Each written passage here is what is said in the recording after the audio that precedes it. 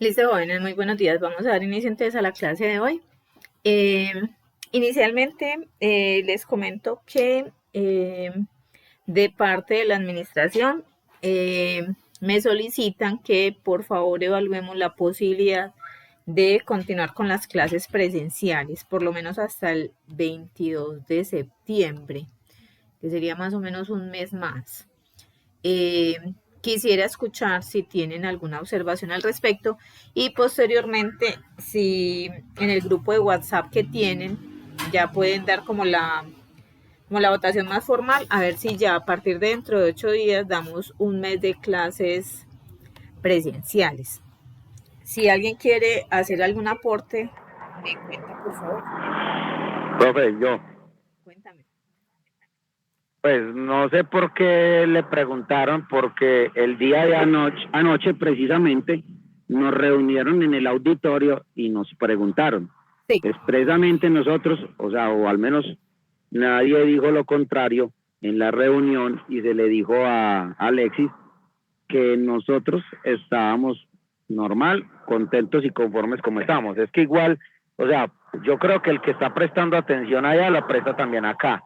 Que si usted tiene distractores en su casa, también los va a tener en el aula. Motivo por el cual nosotros les estamos entendiendo, tanto a usted como a Sebastián, que es la parte de nosotros de investigación del cuarto semestre, le estamos entendiendo completamente todo lo que ustedes están explicando, igual como si estuviéramos en clase. Entonces, para nosotros no ha habido traumatismo. ¿Qué fue lo único que se le pidió a Alexis? Que le colaboraran a ustedes con el tema de que no se le cayeran en la plataforma no se cayera la transmisión. Fue lo único. Lo que nos explicó fue que les habían habilitado un link educativo. De resto, para nosotros es muy, pues nos da igual. Inclusive, pues en mi opinión personal, también nos facilita los que trabajamos para que podamos llegar y podamos estar desde la casa, al menos medio descansando, haciendo las cosas mientras que estamos preparando la clase o escuchándola. Inclusive se nos facilita los que podemos entrar en la mañana y podemos volver y ya sentarnos en la tarde a escucharla completamente, porque así nos retroalimentamos doblemente. Pues es mi opinión y eso fue lo que se conversó ayer. Listo, Fina, muchas gracias. Sí, me habilitaron un link, un correo con la extensión del multitécnico, a ver si no se cae la llamada. Entonces, yo se los escribí por acá en el chat. Se los voy a pasar. Ahí, Alejandro, usted me dice hola por el WhatsApp, porfa, yo se lo mando por ahí.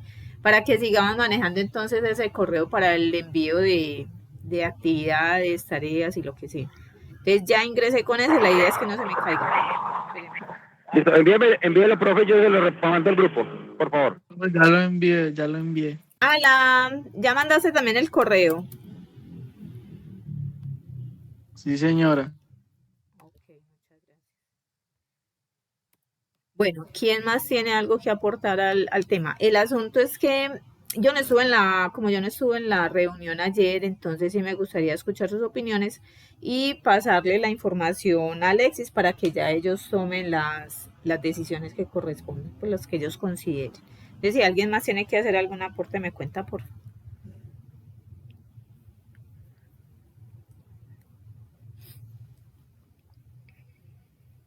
¿Todos están de acuerdo entonces con seguir virtual? Por mí no hay problema, profe. Pero no hay problema por el parte mía tampoco. Los compañeros del primer semestre, ¿qué dicen? Profe, por mí tampoco hay problema con continuar las clases virtual. Okay. Cristina, ¿qué dice Emiliano?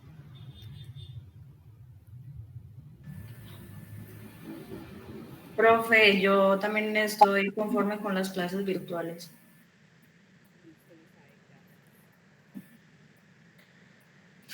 Profe, pues yo en lo personal, yo me acomodo pues a lo que usted pueda. Si usted no las puede dar virtual, bien. Y si no las puede dar presencial, también. Que de todas maneras hay que entender que usted también hace un sacrificio al brindarnos un poco de su conocimiento. Bella, no te preocupes. Yo no tengo ningún problema que sea presencial o virtual. No te preocupes. Lo que sí es que yo después del 22 de septiembre definitivamente no puedo presenciar, eso sí es absolutamente claro. Pero antes de eso, eh, sí tendría la posibilidad. Entonces, ve, hagamos algo. Yo le voy a pasar esa información a Alexis y queda la puerta abierta con ustedes. Si ustedes en algún momento, antes del 22 de septiembre, dicen, no, es que queremos tener una presencial para, no sé, resolver dudas, para conversar algo específico, si es por iniciativa de ustedes, yo no tengo ningún inconveniente, lo comentan en el grupo y la persona que tiene mi WhatsApp que me diga si eso lo quieren hacer. Alejandro, cuéntame. Bacano de presencial, un debate, un temita así, una polémica, pero por una clase podemos hacerla por acá. Entonces no hay ningún problema. Miren, por ejemplo, dentro de 8 días tenemos un quiz. Espérame, yo confirmo. 22, sí, tenemos un quiz virtual. Ese, bueno, listo, ese es virtual, entonces dentro de 8 días normal. Seguimos normal, pues presencial. Si ustedes lo consideran, por ejemplo, tenemos una actividad que es una mesa redonda, que esa es para el 5 de septiembre. Si ustedes lo consideran, ese día lo podemos hacer presencial. Si no, no hay ningún problema. Igual nosotros virtual hacemos los debates, todos participamos, entonces ya lo dejo pues como a consideración de ustedes. Si lo quieren hacer, si no, seguimos virtual siempre, no hay ningún problema. Emiliano, cuéntame. Profe, está bien así pues como estamos, respetando a las otras personas, ¿cierto? Es- no tengo ningún problema. Perfecto, muchas gracias. Johnny, acabaste de llegar. Sí, profe, buenos días. Buenos días, ¿cómo estás? Muy bien, profe. Johnny, estamos mirando la posibilidad, si están de acuerdo o no con seguir las clases virtuales. Todos me han dicho que si la quieren virtual. ¿Usted tiene alguna opinión? No, virtual está bien, profe. Listo, Johnny, muchísimas gracias. Entonces, jóvenes, queda la posibilidad abierta en caso de que en algún momento la quieran solicitar presencial. No hay ningún problema. Se ponen ustedes de acuerdo, me dicen. Mientras tanto, entonces es claro que por lo menos con el grupo de la mañana ya estamos, que todos estamos de acuerdo en que sea virtual, listo.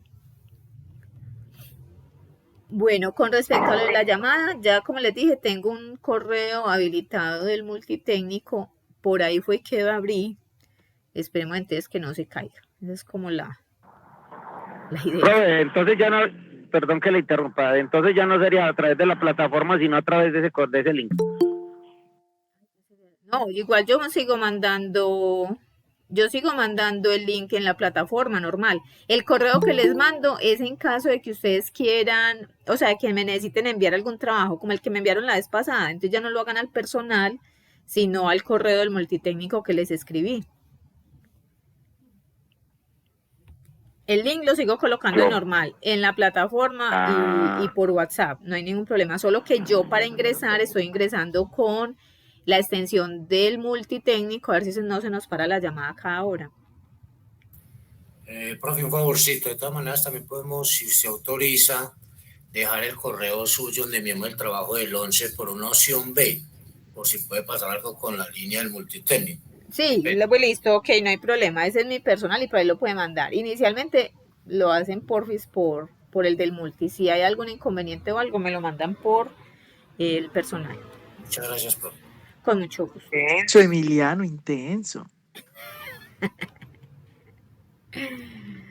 Bueno, vamos entonces a compartir las diapositivas. Bueno, jóvenes, hola. No, profe, hágale que esté. Bueno, espérenme que voy a intentar compartir esto.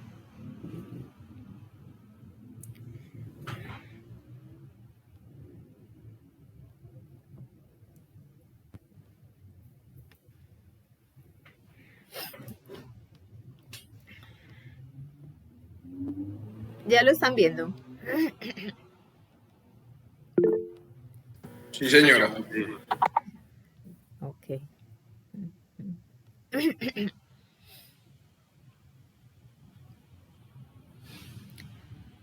Muy bien. Jóvenes, entonces iniciamos la clase de interrogatorios y entrevistas. La vez pasada estuvimos hablando acerca de la comunicación y las técnicas para hablar en público, ¿no es cierto? Cuando hablábamos de la comunicación, hablábamos que es una parte muy importante del ser humano que nos permite dar a conocer nuestros conocimientos o información y asimismo recibirla. Que esa parte de la comunicación es indispensable cuando estamos hablando de que vamos a ir al lugar de los hechos, vamos a hablar con las personas que presenciaron algún delito y nosotros vamos a necesitar esa información.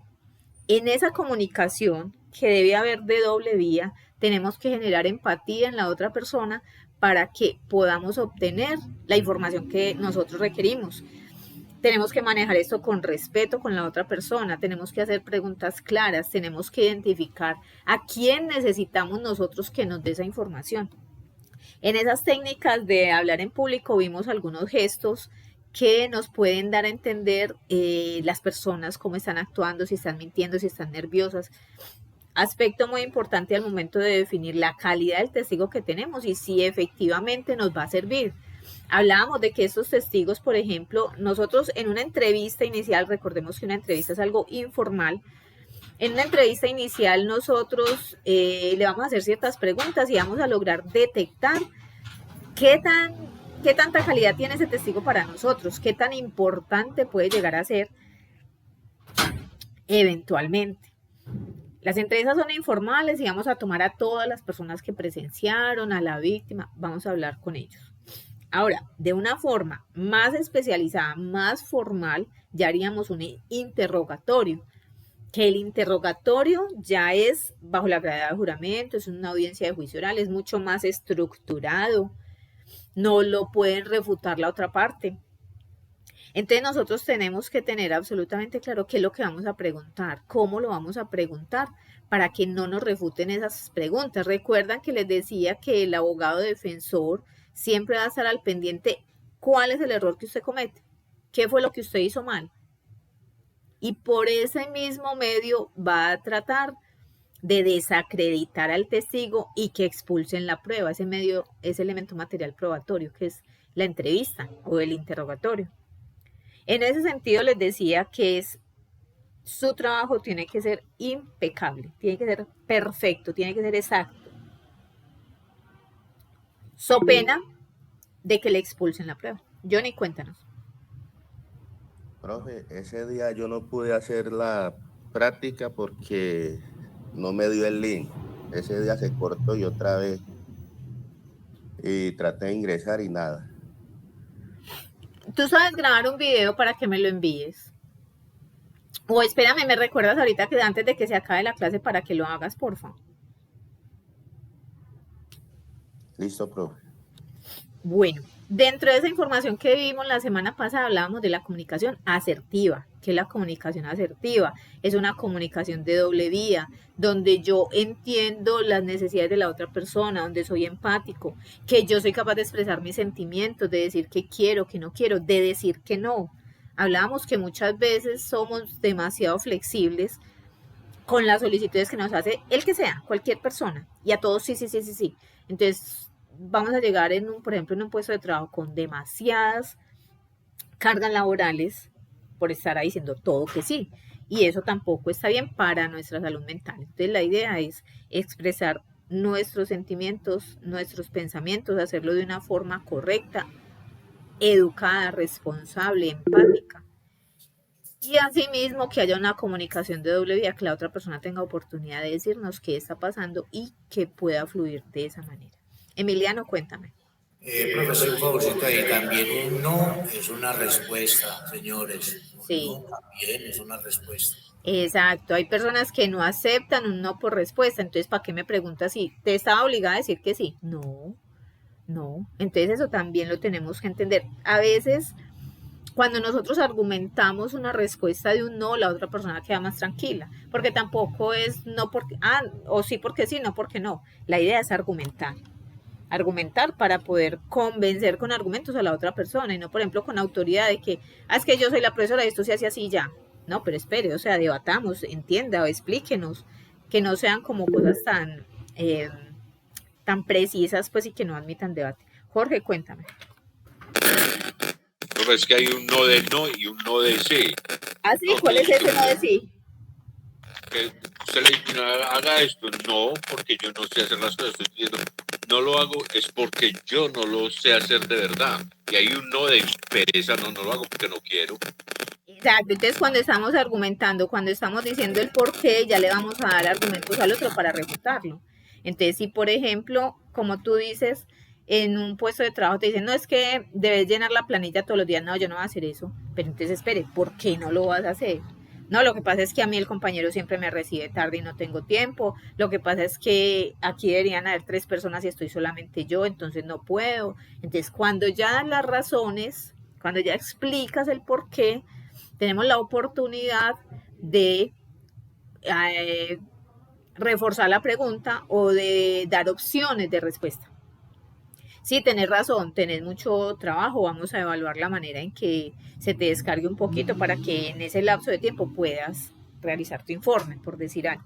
Entonces la idea es siempre estar abiertos a escuchar al otro, a buscar opciones y no ser tan absolutistas en todo lo que decimos. Pero sí, Emiliano tiene toda la razón, no también es una respuesta. Y si la argumentamos y si tenemos las razones válidas para decirlo, así debe ser. O sea, y tenemos que también nosotros conocer nuestros límites. Laboralmente hablando, las personas no, a veces por agradar al jefe, todos sí, y terminan con problemas mentales, con problemas en el propio trabajo, con estrés, ansiedad, depresión. Daya Ramírez. Espérenme. Daya. Ok. Eso entonces vimos la semana pasada, ¿no es cierto? Lo que era la comunicación y las formas de hablar en público que habíamos quedado y que es fundamental nosotros manejar ese tema al momento de interactuar, bien sea con los testigos, víctimas, hasta los mismos partícipes de los delitos, y también nos ayuda en nuestra vida personal, laboral, académica, para hacer presentaciones, por ejemplo, de trabajos. Bueno, vamos a ver entonces en sí qué es el interrogatorio. Entonces, el interrogatorio es una entrevista realizada bajo la grada de juramento, con la finalidad de que el testigo, partícipe o autor del hecho punible responda a una serie de preguntas. Ese es un acto formal, ¿no es cierto? En términos generales, debe estar acompañado de un abogado. ¿Por qué? Cuando nosotros estemos, por ejemplo, primera audiencia. ¿Cuál es la primera audiencia que se hace en derecho penal? Es la audiencia concentrada. ¿Quién me dice cuál es? Legalización de captura. Legalización de captura, imputación de cargos, medida de aseguramiento. Esa es una audiencia concentrada que se debe hacer dentro de las 36 horas posteriores a la captura de la persona del indiciado, ¿no es cierto? De la persona que suponemos cometió el delito. Cuando estamos cuando llevan ante el juez a esta persona y le hacen esta audiencia, en esa pequeña partecita de la imputación de cargos, si él se declara culpable, tiene que haber estado un abogado ahí, porque de lo contrario se puede refutar y se puede tumbar esa aceptación de cargos. Entonces, la idea es que siempre cuando se hace interrogatorio, no cuando se hace entrevista, recordemos que la entrevista es más informal, que generalmente se da muchas veces en el lugar de los hechos, no tenemos que estar ante un juez, no tiene que tener abogado. Pero si ya estamos en el interrogatorio, sí debe estar acompañado de un abogado, por la trascendencia que tiene esa información que él nos va a dar. Imagínense, se está declarando culpable en la primera audiencia, tiene que tener la asesoría del abogado. ¿Qué le tiene que decir el abogado en ese momento? Si usted se declara culpable, le pueden rebajar hasta el 50% de la pena, dependiendo el delito que sea. Si usted se declara culpable, ese delito que usted me está diciendo tiene entre 5 y 7 años. Como usted tiene antecedentes penales, lo más probable es que le den 7. O sea, que el reo, que esa persona que está capturada en ese momento, tenga pleno conocimiento de cuáles son las consecuencias jurídicas de lo que está diciendo. Para garantizar ese debido proceso, ese derecho a la defensa, tiene que estar el abogado ahí para decirlo, para explicarle a él. Bueno, la información que se obtiene de ese interrogatorio entra a formar parte de las evidencias. Puede ser expuesta en una audiencia de juicio oral. la entrevista puede estar registrada por escrito por una grabación de audio. La idea es dejar lo menos posible a la memoria. La memoria nos falla, se me olvida, no agarro todos los detalles. Entonces la idea es que eso esté por algún medio registrado. Ahorita se utiliza mucho, son las grabaciones. Entonces la idea es que esto quede grabado para que no vayamos a perder detalle de qué fue lo que nos dijo la persona. La entrevista dice, se puede designar como una charla informal. Entonces recordemos que una de las grandes diferencias, el interrogatorio es formal, la entrevista es informal. ¿Entre quién? Entre el investigador y el testigo. El objetivo de la entrevista no es otro que obtener información de tipo orientativo sobre los hechos que se investigan. Entonces llegamos al lugar de los hechos, hay 4 o 5 personas alrededor, muchas de ellas vieron qué fue lo que pasó, vamos a empezar a hacer entrevistas. Hay algunas que ya están estructuradas, o sea, que por ejemplo ya manejan los formatos en la fiscalía. Preguntas básicas al inicio, por ejemplo, los datos personales, deme su nombre completo, dirección, teléfono. ¿Usted qué relación tenía con la víctima? ¿Usted dónde estaba cuando ocurrieron los hechos? ¿Qué fue lo que vio? Dejar ese espacio, esas preguntas abiertas para que las personas se expongan qué es lo que vieron en términos generales. En esa entrevista es muy importante hacerlas abiertas porque las personas se expresan de todo lo que vieron. Si yo hago preguntas cerradas, ¿usted vio cuando la mató? Sí. ¿Usted vio otra cosa? No. Entonces la idea es dejarlas abiertas para que las personas nos den más detalles. Cuénteme qué pasó, usted qué fue lo que vio, usted dónde estaba. Usted escuchó que la víctima dijo algo, usted alcanzó a identificar el agresor, usted vio hacia dónde se iba el agresor. Cuéntenos cómo sucedieron los hechos en términos generales en lo que se hace. Jorge, cuéntame. Entonces darle confianza para que cuenten más de lo que uno le está preguntando. Claro. O sea, a veces también la gente empieza a dar información que no necesitamos. No, es que imagínate que yo esta mañana que me levanté salí a comprar las arepas y entonces como en la tienda que estaba aquí estaba cerrada, entonces me tocó irme hasta 2 cuadras. O sea, es información irrelevante para nuestra investigación. Muchas veces uno por empatía, bueno, lo dejo hablar un momentico, pero si ya veo que se está extendiendo, sí, como empezar a ubicar la persona en el momento de los hechos para que nos cuente exactamente lo que necesitamos. Pero sí, muchas personas se desvían de la pregunta, se desvían del objetivo y terminan contando cosas que bueno, pues nada que ver. ¿Quién es el testigo? Es una persona que brinda el testimonio, brinda información sobre los hechos relevantes y pertinentes en un caso investigado. Ojo, ese testigo, más adelante lo vamos a ver. El testigo más importante que nosotros vamos a tener es el testigo presencial. Y eso hay que definirlo muy bien desde el principio.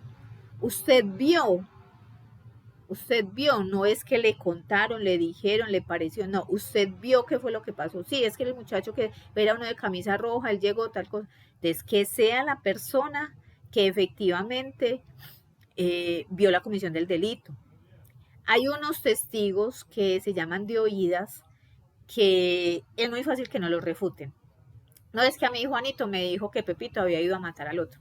Eso es muy difícil que te acepten una prueba de esas y tiene muchas maneras de refutarlo.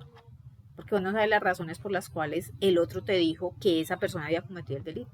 Puede ser que le caiga mal, lo quiere incriminar, porque es la ex tóxica que le quiere hacer daño a la persona sin que haya ocurrido nada. Entonces pueden ser muchas cosas.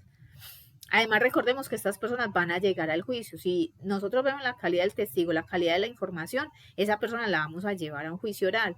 Entonces allá va a tener que decir bajo la gravedad de juramento ante un juez, ante el fiscal, ante el defensor, ante el victimario y posiblemente ante la víctima si está viva, qué fue lo que vio. Entonces tenemos que estar muy seguros de que esa persona sí nos va a beneficiar en esa audiencia. Entonces hay que analizar esa calidad del testigo. El testimonio es lo que el testigo asegura que presenció. Entonces es la declaración del testigo y constituye el medio de prueba. Ese testimonio que nosotros vamos a tener grabados, que fue lo que dijo el testigo, que fue lo que vio, es lo que nosotros vamos a solicitar. Pues el abogado va a solicitar en la audiencia, en la preparatoria, va a solicitar que llegue al juicio oral. Hasta ahí son elementos materiales probatorios. ¿Cuándo se constituyen prueba como tal? Cuando a ese testigo, cuando a ese perito, que el perito también puede ser un testigo, lo llevamos al juicio oral, le hacemos el interrogatorio y después le decimos, señor juez, tenga en cuenta las respuestas que dio esta persona como prueba en el caso de la referencia. Entonces, de ahí la importancia de la calidad del testigo, de lo que diga, de la forma como estemos preguntando y de la preparación que tengamos del testigo, porque el testigo hay que prepararlo. Eso no es nada malo, ni estamos manipulando, no, o sea, es que hay que prepararlo. Jorge, ¿ibas a decir algo?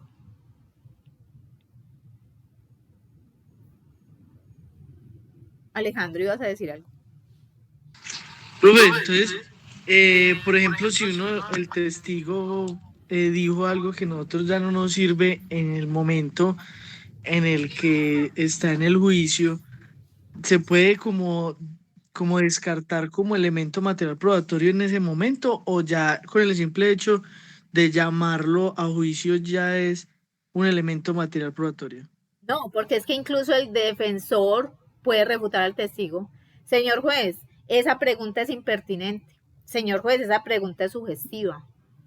Señor juez, es que voy a cuestionar la calidad del testigo porque ese testigo es un acreedor de la víctima. La víctima no le quiso pagar, entonces esa persona está dolida, entonces por eso vino aquí a declarar en su contra. Y tengo las evidencias de ello. Entonces, el solo hecho de que llegue a juicio no significa que ya se convierta en prueba, no. Incluso un perito llega con su dictamen, lo sentamos allá en el juicio oral y le estamos haciendo el interrogatorio y llega la contraparte y empieza a decirme, como vieron algunos jóvenes en un caso que les presentó otro docente, que estaban citando a un agente de tránsito y llegaron y le dijeron, venga señor agente, ¿usted fue la que hizo el informe? Sí, fui yo. Bueno, a ver, los contextualizo. Yo soy de la fiscalía y llevé al agente de tránsito como un testigo de los hechos y ella hizo un informe y yo necesito que ese informe llegue a juicio oral para poder hacerlo valer como prueba. Yo la llevo porque es un testigo fundamental. Listo. Yo le hice el interrogatorio de lo que yo quería. Ahora va el contrainterrogatorio. Llega la defensa y empieza y le pregunta al agente de tránsito. Señor agente de tránsito, eran las 6 de la mañana cuando usted elaboró el informe, aquí dice 6. Ah, sí, listo. El informe dice que estas personas ocurrió esto y lo otro. ¿Eso es verdad? Sí, es verdad. Ok, si usted llenó el informe a las 6 de la mañana, ¿cómo explica que a las 6:15 ya estaban en una audiencia en tal parte si ese lugar queda 2 horas? Entonces esta persona empezó se empezó a desbaratar lo que decía, porque no concordaban las horas. Y esa prueba fue refutada y fue excluida. Hubo un error. ¿Cuál es? No sé, si estaba diciendo mentiras, si las horas eran como no era, si no se acordaba, entonces se puso a inventar. Pueden pasar muchas cosas, pero ahí lo que hizo la defensa fue desbaratar el argumento y pidió que excluyeran la prueba. Entonces no necesariamente cada vez que llegue allá se convierte en prueba. Ospina, ibas a decir algo. Profe, sí, una pregunta. Me sembró una duda con respecto a las entrevistas. Como generalmente uno graba las entrevistas y se transcriben, literal como se ha realizado, cuando la persona comienza a contextualizar o a comentar algo como usted estaba exponiendo ahorita, de que se fue a la tienda, que le fue para otro lado, viendo que se está transcribiendo, ¿se puede o no se puede obviar esa parte en el momento de la transcripción? La transcripción debe ser exacta. De la transcripción sí la vamos a pasar exacta. Tal cual lo que diga, tal cual lo vamos a pasar. Después, cuando nosotros analizamos esto y la vamos a llevar a juicio, vamos a obviar esas partes. Ya sé que no lo voy a preguntar. Cuando estoy preparando el testigo, le voy a decir, por favor, céntrese en los hechos, en qué fue lo que usted vio, cuándo llegó el otro y agredió a la víctima, para dónde salió, cuál fue la actitud, cuántos disparos escuchó. Lo tenemos que preparar en ese sentido. Pero al momento de recibir esa entrevista, tiene que ser transcrita tal cual. Tal cual. Pero no la vamos a llevar hacia el juicio oral. Emiliano, ibas a decir algo. Profe, sobre el aporte que usted está diciendo ahí sobre la gente de tránsito, ya eso sería un testigo falso en esa Pues audiencia. es muy relativo y sería muy apresurado decir que es falso. De pronto se equivocó al llenar las horas y como esos documentos son tan importantes, el abogado se dio cuenta de la falla y por ahí se fue. Muchas veces, Emiliano, Le imprimió credibilidad. estoy diciendo mentiras. Puede ser que la forma como el abogado lo interrogó lo desbarató. Ya, profe, gracias. Ospina.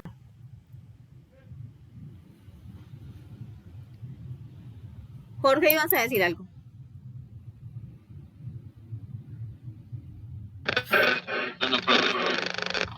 Ok. Listo, entonces tenemos el testigo, que es la persona que directamente ve. Recordemos empezar a descartar los de oídas porque no nos van a servir. Lo más probable es que refuten ese testimonio y no lo excluyan. Hay unos términos que se utilizaban en el código penal anterior que ya no se usan, que es la indagatoria y la versión libre. Entonces esos términos ya no están vigentes para que sepamos que eso no se va, esa terminología no la vamos a manejar ya. Hay que tener una diferencia entre imputado, indiciado y condenado. Cuando estamos en nuestro discurso, puede ser en nuestro desempeño laboral, académico. Tenemos que tener muy claro esto porque muchas veces la gente lo confunde. Dice imputado al indiciado, al condenado. Entonces, depende de la etapa procesal en la que se esté, hay diferentes denominaciones. Por ejemplo, Johan, ¿ibas a decir algo? No. Entonces, tenemos que, por ejemplo, el imputado. Recordemos que les había dicho que cuando tenemos la primera audiencia, ¿cuál es la primera audiencia? Legalización de captura, imputación de cargos, medida de aseguramiento, ¿no es cierto? Legalizamos la captura, efectivamente se realizó con observancia del debido proceso, se le respetaron los derechos al capturado, se le dijo que tenía derecho a un abogado, que podía permanecer en silencio, se le leyeron todos sus derechos, ¿no es cierto? Entonces legalizamos la captura fue legal, ok. Pasamos con la imputación.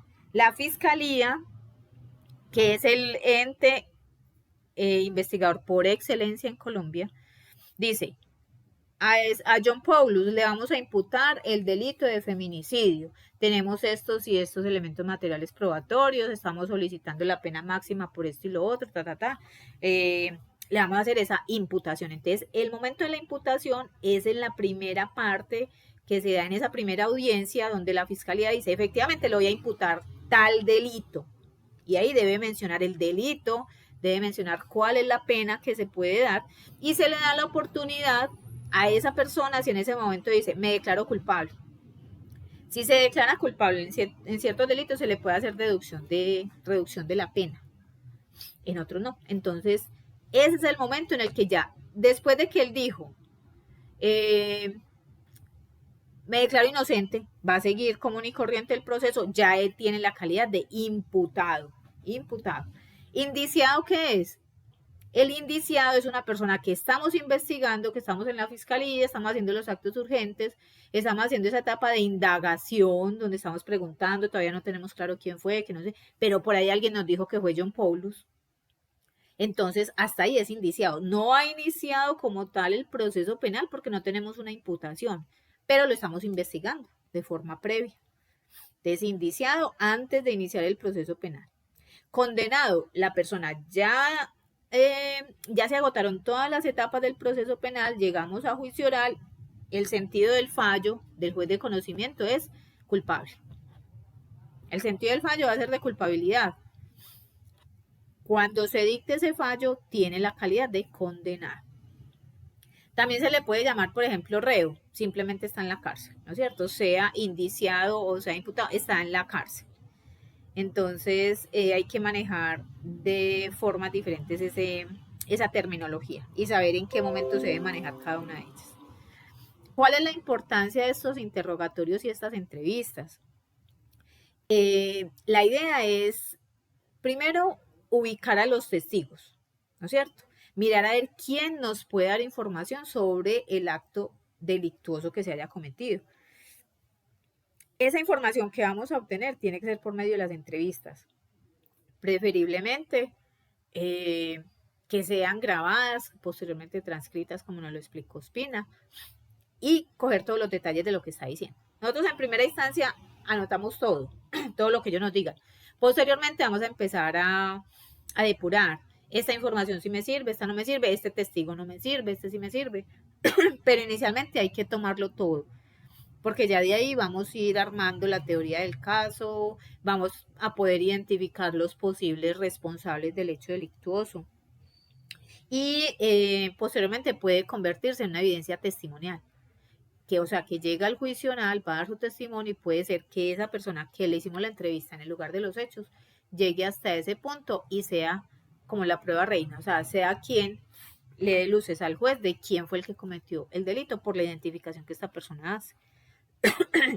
Tenemos que identificar si el testimonio tiene incoherencias, inexactitudes, contradicciones, porque muchas veces vamos a tener, por ejemplo, información que sabemos que no nos va a servir.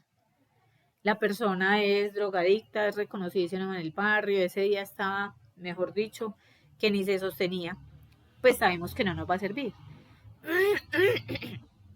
Primero, porque puede ser que no tenga absolutamente claro qué fue lo que pasó. Segundo, porque la defensa va a llegar y nos va a excluir la prueba. ¿Por qué? Por la calidad del testigo. Entonces empiezan a cuestionar la idoneidad del testigo.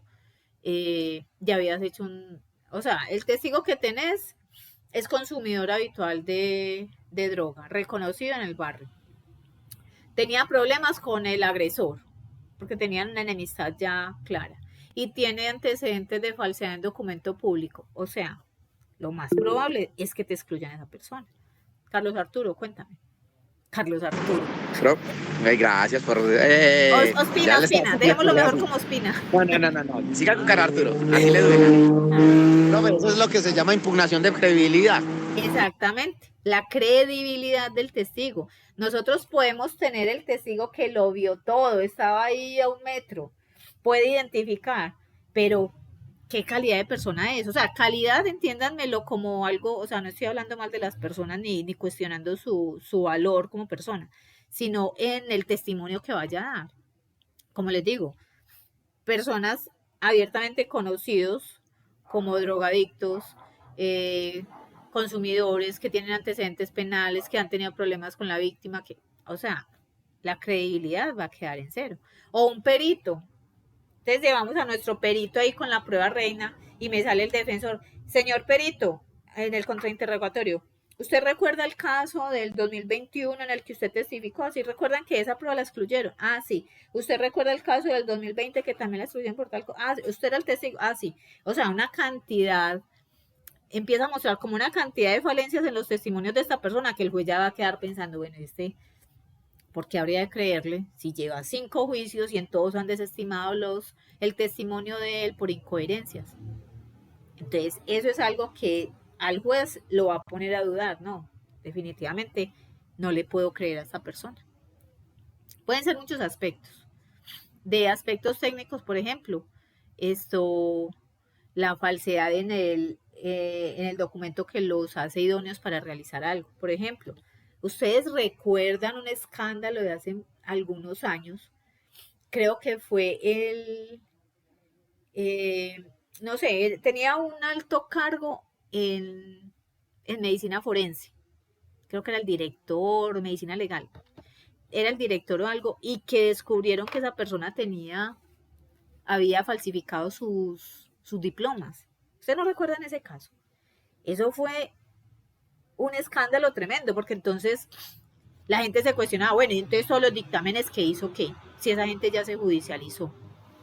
Eso fue un asunto bien complicado, porque esa persona descubrieron que creo que era el director general de medicina legal en Colombia, que había falsificado sus propios diplomas. Entonces la pregunta era, bueno, entonces todos los dictámenes que esa persona dio, las audiencias en las que estuvo, todas las veces que sirvió de testigo perito, ¿qué va a pasar con eso? Pues en Colombia existe algo que se llama cosa juzgada, y ahí no se podía devolver. Jorge, cuéntame. Bueno, ellos falsifican eso, entonces ¿cuál es el visto que ellos tienen para poder asumir sus cargos? ¿Le parece? Es increíble. Es que, pero ha pasado, usted sabe que aquí todo es posible. Ustedes recuerdan que también han habido congresistas que descubren que han tenido títulos falsificados. O que... Dime, Ospina. Que hace poco inclusive hubo una que la destituyeron, ya estaba nombrada y todo, y le tocó renunciar porque se le encontró que hasta su tesis era falsificada, la había falsificado y había inclusive pagado para que la hicieran y era una copia falsa de otro. Sí, exacto, que la universidad le quitó el título por eso. Claro, es que eso pasa, muchachos. Estamos en Pero Colombia. por allá en Estados Unidos, Sí, eso no pasa en este país, les doy el ejemplo por si hay alguna cosa, pero sí, claro, se falsifican diplomas. Hay gente que, por ejemplo, mire qué está pasando con los médicos. A ver, un médico, para que sea médico general, tenga título de médico general, tiene que estudiar, son alrededor de 7 años. Aparte de la academia, del año rural, son por ahí 6, 7 años que debe estudiar. Para hacer cirugías plásticas, tiene que hacer una especialización en cirugía plástica, que son otros 2 años. Si esa cirugía plástica se va a enfocar en los ojos, entonces es un cirujano, un médico cirujano con especialización en oculoplastia, por decir algo. Ahora, ¿qué están haciendo? El médico general se va para Brasil y hace un cursito de 2 meses y ya es un esteticista. Los esteticistas no deberían hacer procedimientos quirúrgicos, son solamente estéticos, o sea, superficiales, y están haciendo lipo, están haciendo blefaroplastias, están haciendo implantes de glúteos, de mamas. Ellos no tienen la pericia para hacer eso, pero están obteniendo títulos. No son falsos, porque el título es bien, pero no tienen la idoneidad para realizar eso. Si una persona de esta llega a juicio con un título de esos, eso puede ser, por ejemplo, si la paciente falleció, puede ser un homicidio culposo por impericia del médico. Emiliano, cuéntame. Profe, ¿qué le iba a decir yo respecto a eso? Lo que pasa es que tanto un médico como un abogado, esas carreras van como de la mano. ¿En qué sentido, profe? Porque eso cada día se tiene que ir capacitando a medida que va saliendo la norma. Entonces, imagínese usted poner su salud en riesgo, también puede ser por vanidad, por muchas cosas. Entonces, pero sabes que, Emiliano, a veces la gente desconoce, es por desconocimiento. Uno ve, sí, un médico y tiene una especialidad en cirugía estética y es un cirujano estético, pero el común de la gente no sabe que un estético no puede operar, porque uno se imagina una cirugía estética, una liposucción, la gente no sabe que él no puede operar, la gente se imagina que sí. Que hoy hizo un curso en Brasil y uno dice, uy, no, este es un teso porque se fue para Brasil, pero es que los cursos en Brasil, eso prácticamente los pagan por correo y son como 2 o 3 meses y ya se supone que son especializados, no, pero la gente no conoce. Ospina, cuenta. Pero es que parte de ello es la ignorancia de todos nosotros, porque es que lo vamos a hacer incluirnos. Es no solamente, no investigamos siquiera a quién estamos contratando. En este caso, un esteticista, una persona de esas, no se le está verificando sus credenciales si está acreditado, valga la redundancia, para ejercer la profesión que está en el momento activa. Claro, muchas veces ni siquiera muchas veces para nosotros ingresar a un instituto o así, vamos a ingresar y dice, hay un instituto, pero muchas veces ni siquiera está acreditado, y ahí es donde se nos presentan las falencias, porque no nos tomamos el trabajo de verificar y corroborar que sí sea legal. Exactamente. Entonces, pasa con las instituciones, pasa con los médicos, pasa con los abogados. Y para todo eso, todos tenemos las herramientas. Hay una página del Consejo Superior de la Judicatura que ustedes pueden ingresar el nombre del abogado que van a contratar y ahí tiene que aparecer. Incluso ahí les aparece si está suspendido por procesos disciplinarios. Ahí les va a aparecer. Entonces usted sabe qué confianza vas a tener en el abogado si vas y miras si tiene un proceso. Uno puede verificar si una persona está siendo procesada en derecho penal. La página del Consejo Superior de la Judicatura, usted puede consultar. Usted empieza a salir con alguien y por ahí todo el mundo le dice que ya tuvo antecedentes de violencia intrafamiliar. Consígase los nombres completos, entre a la página del Consejo Superior de la Judicatura, consulta de procesos, nombre, y ahí le va a aparecer cuáles son los delitos, porque lo han investigado. Ahora, lo que no aparece son delitos contra menores. Eso sí es reserva, pero el resto es público. Usted va a entrar a estudiar alguna parte, página de la Secretaría de Educación, pida el número de la licencia de funcionamiento, asegúrense de que sí están habilitados, acreditados, una institución de salud. Todo eso, nosotros todos tenemos las herramientas para hacerlo y no lo hacemos. Entonces, es parte del desconocimiento público pues que hay, pero sí tenemos todas las herramientas. En el caso de los peritos, entonces, nos tenemos que asegurar que esa persona sí tenga la idoneidad para dar ese informe o dar ese testimonio que estamos presentando en un juicio. Porque créanme que el abogado va a ser lo primero que va a mirar. Usted va a llevar un perito allá, el abogado lo primero que va a hacer es verificar si esa persona si era médico, qué especialidad tenía, qué experiencia tiene, si tiene procesos judiciales, si ha sido denunciado por algo. Entonces nosotros nos tenemos que adelantar a eso para que no nos vayan a refutar el testigo. Dice, la entrevista del testimonio están estrechamente ligados, tanto que esto ha llevado a confusiones terminológicas. Entonces, a veces se maneja de forma indistinta lo que es una entrevista y un interrogatorio, pero ya sabemos la diferencia. La entrevista es informal, el testimonio ya es lo que nos dice el testigo, que lo podemos llevar a un juicio. Bueno, continuamos. ¿Qué nos dice la ley 906 de 2004? Entonces, esa ley 906 de 2004 es el Código de Procedimiento Penal.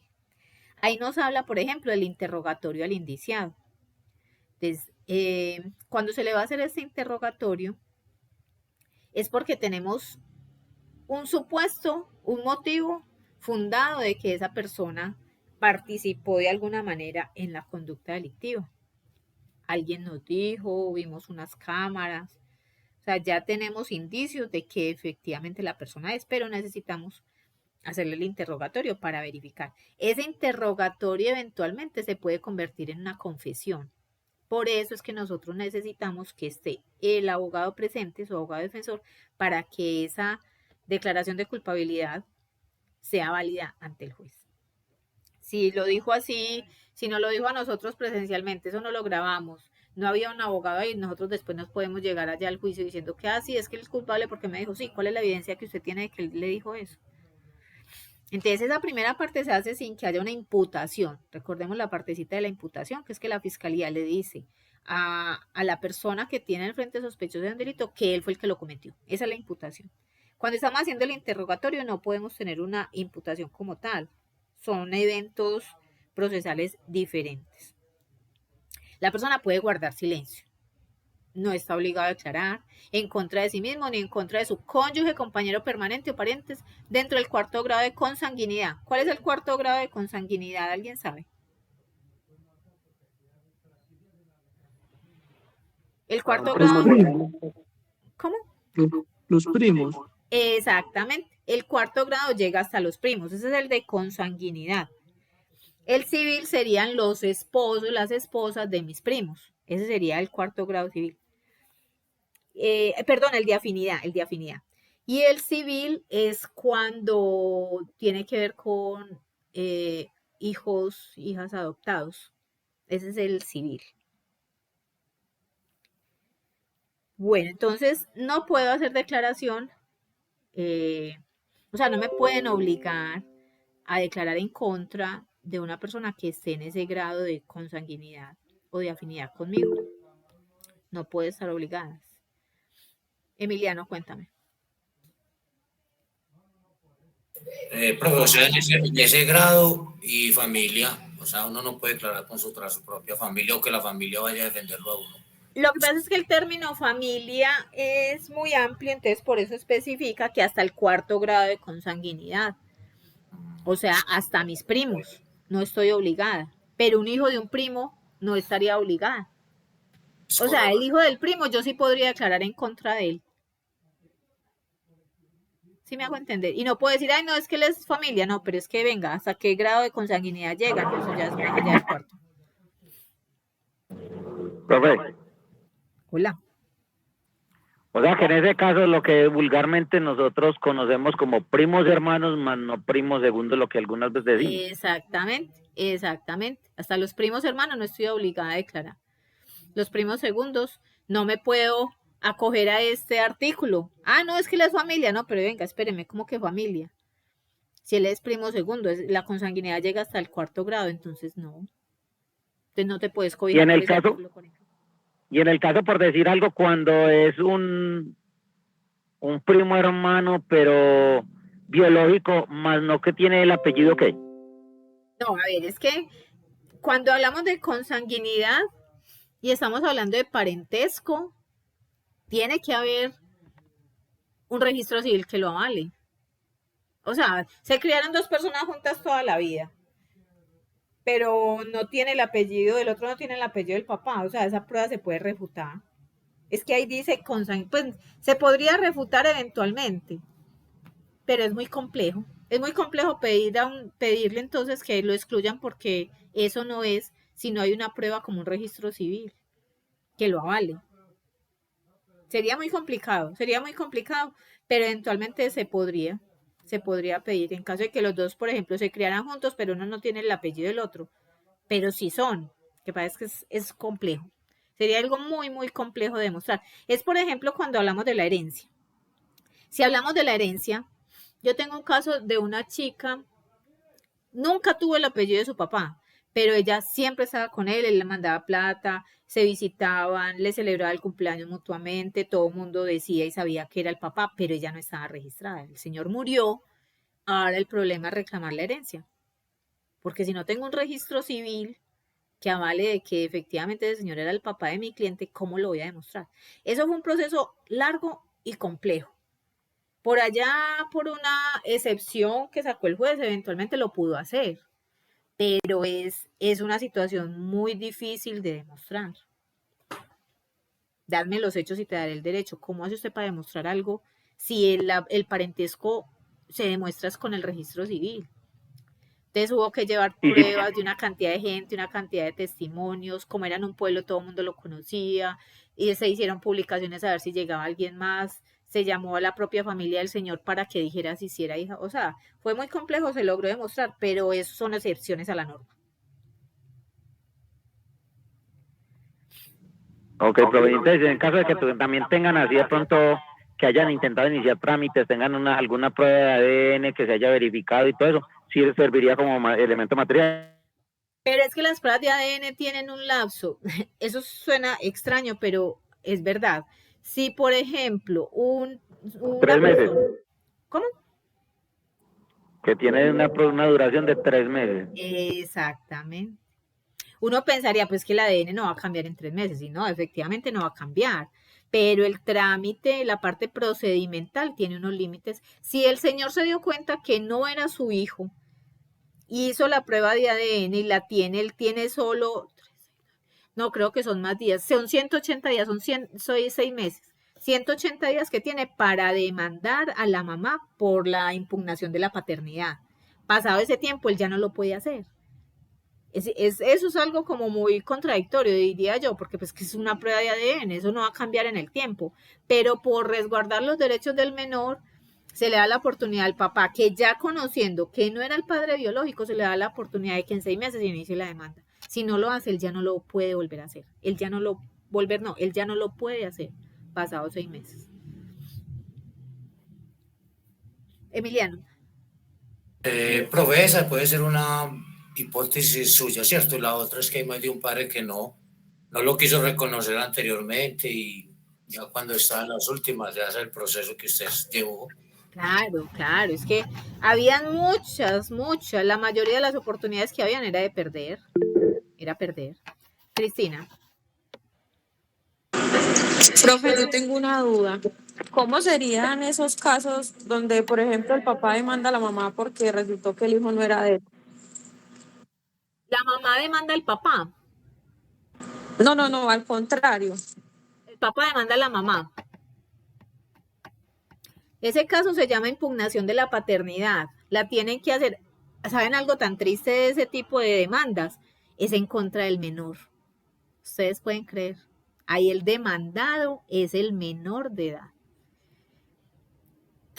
cuya patria potestad está a cargo de la madre, ok, pero la demanda se tiene que hacer en contra del menor, se llama impugnación de la paternidad. Se debe presentar prueba de ADN que no lleve más de 6 meses de haberse realizado. Después de tener la prueba de ADN, eso es prácticamente un juicio ganado, pues, porque refutar eso sería decir que la prueba es falsa, pero de resto no hay como otro argumento. Se da la sentencia judicial diciendo que efectivamente el menor no es hijo biológico del señor. Se manda una orden al registro civil de nacimiento que le quiten el apellido y se haga la anotación respectiva.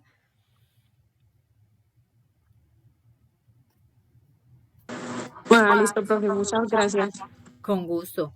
Esa demanda tiene muchos aspectos aparte que son muy, como te dijera yo, todavía muy debatidos. Por ejemplo, bueno, entonces, ¿qué hago con los 30 millones que le di en esos 10 años que tenía el niño yo dándole cuota alimentaria sabiendo que no era hijo mío?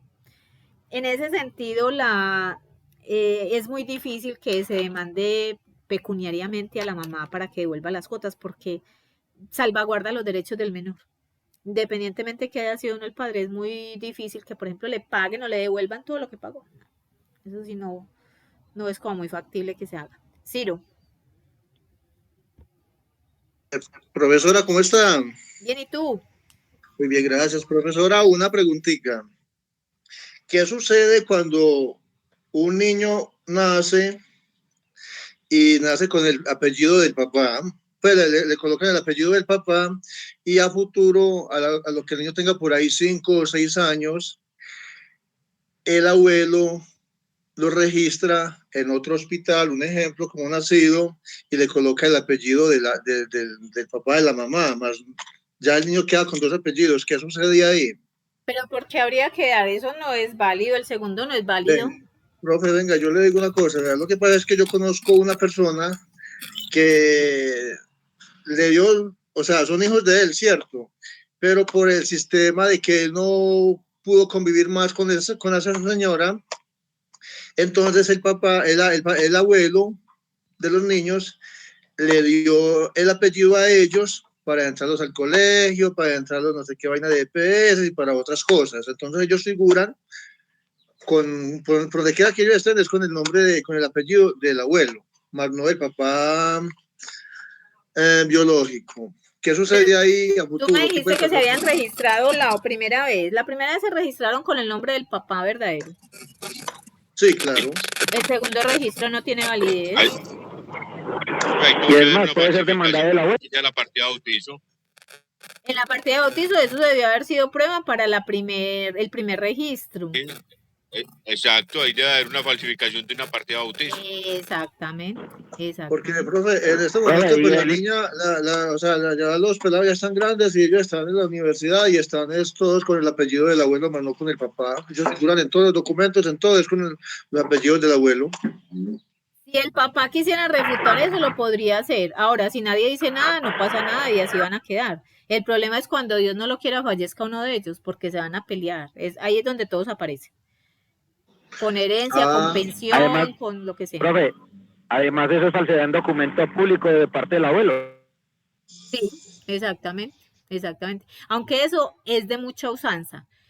Anteriormente las mujeres que quedan en embarazo y eran solteras, se les daban los apellidos, los 2 apellidos de la mamá. O sea, el del abuelo, ¿no es cierto? Entonces, cuando eran solteras, muchos hacían eso. Y eso, obvio, trae muchos inconvenientes. Posteriormente, si alguien denuncia, demanda el asunto. Pero sí, para que este señor pudo haber hecho eso, sabiendo que ya estaban registrados, algo tuvo que hacer mal. Algo tuvo que haber hecho mal. Cristina, ¿vas a decir algo más?